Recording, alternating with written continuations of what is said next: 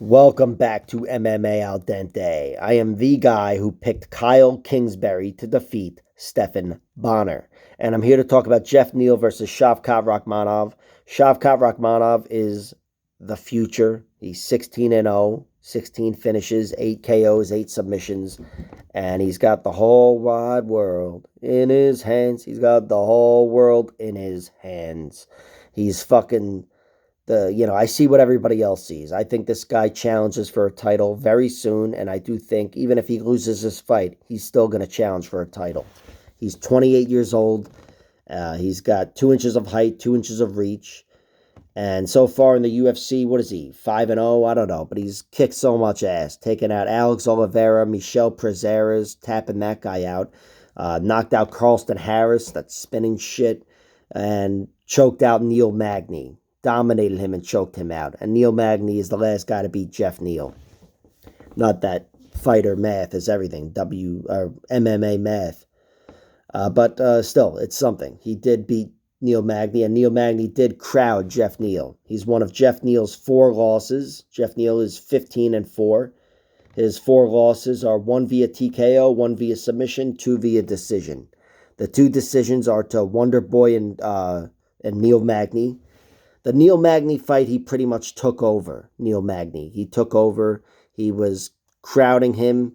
He was really making him work in the clinch, which is what I think zapped his energy, took his energy. And then from that point on, Neal Magny was leading the dance. And he was still getting hit with shots, but Neal was the much more active fighter down the stretch. And Geoff Neal let a close fight slip away. But he lost a Wonder Boy by decision to a 5-round main event 2 years ago. And his 1 TKO loss comes to Kevin Holland in round 3 outside the UFC. And the 1 submission is to a guy named Martin Sano, who fought in the UFC last year after not fighting in MMA for 5 years for whatever reason. And he was knocked out by Matthew Semmelsberger in 15 seconds. Maybe you remember that guy, even though Semmelsberger's got 2 of those knockouts. But I think the other one was over Jason Witt. So, anyway, Geoff Neal is 15-4. Like I said, his 15 wins come 9 via TKO, 2 via submission, 4 via decision. Got one of the submissions in the UFC over Brian Camozzi. But generally, he's a knockout artist. And when he's firing on all cylinders, he looks like the best welterweight on the planet. Taking out Vicente Luque in round 3 knockout a few months ago, really. That was fucking awesome. And his other great performance, which is only getting better with age, was his dominant victory over Bilal Muhammad. Really kicked his ass and almost put him away a few times. And in round 3, with a big head kick. But really just kicked his ass. And, when he's firing on all cylinders, again, he looks fucking, unbeatable.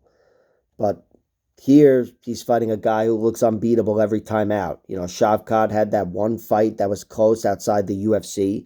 He was dropped, pounded out, and then he ended up surviving, taking the guy down, mounting him, and pounding him out in round 3, which is the only fight of his that has gone to round 3. He's, again, got 16 finishes, 9 of them come in round 1, 6 in round 2, and just the 1 in round 3. He's a dominant fighter, Shavkat. And I do expect him to win this fight. I think he's going to win. I think he's going to get Geoff Neal out of there, probably in round 2 via submission. If I imagine him winning, I imagine it looking like the Neal Magny fight. Not that it's going to go exactly that way, but that's Shavkat's way. So that's probably how most of his victories are going to look. Geoff Neal, though, he can make Shavkat pay on the feet. Like I said, Shavkat's been hurt once, and it was by a punch, which I know that sounds pretty basic, but still, Geoff Neal's got a pretty good punch. And Geoff Neal, he's a big, strong athlete. He's tough to dominate. Even when Neal Magny was crowding him and working him in the clinch, Geoff Neal was still like the obvious stronger fighter. And I think there's a little bit of room for Geoff Neal to win this. What do you want from me? I'm picking against him. I should think Shavkat wins in round 2, probably by submission. But Geoff Neal to win by finish is plus 750. Sign me up. Yeah, I'll take that. Even him winning by decision might have some value on it, to be honest. But I do think Shavkat, he's a good striker, really good grappler. he's probably going to be racking up the points, even on the feet with his range and everything. He's competent enough where I wouldn't rule it out that he's the better striker.